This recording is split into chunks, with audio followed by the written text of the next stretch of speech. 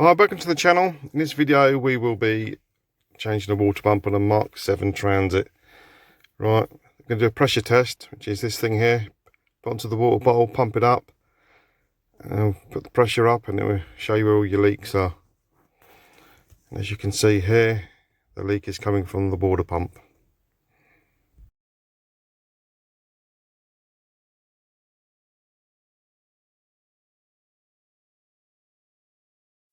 So you need a 10mm spanner, 10mm socket, screwdriver, and a big pair of pliers or grips. Right, as you can see, I've already taken the water pump off here, and I'll show you how it's done in a minute. This is the O-ring, which is just a push-in fit, which was leaking, causing me trouble. But I want to change the water pump anyway, because it's only like 25 quid. And that push-in fit goes, hang on, let me just get it for you. Just pushes in there, and there. So there's no Jubilee clip, it's just a push-in fit, which is pretty rubbish really. So the water pump is bolted to the power steering pump, which is this part here, by 4 bolts. 1, 2, and the 2 at the top. 10mm. That's bolts to the engine block. Then the power steering pump has 3 bolts coming through it, which bolts into the water pump, which I'll show you in a minute. Which is 1, 2, 3. You'll see them.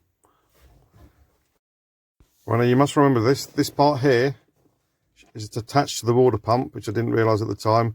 So you need to put a big screwdriver for the chassis, for the pulley on the power steering pump, and that comes undone anti-clockwise. So you need to just crack it with the pliers.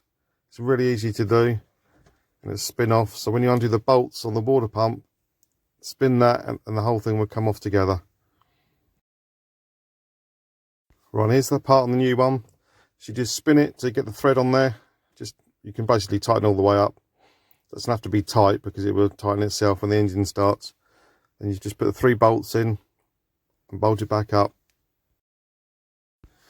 Be careful not to hit your oil pressure switch, which we will be replacing on this, because it's very close to everything when you remove it. Right, now we've bolted up the new water pump, as you can see.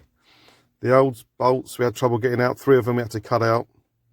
We've had to put some other bolts in there, as you can see, but they were pretty much difficult to get out.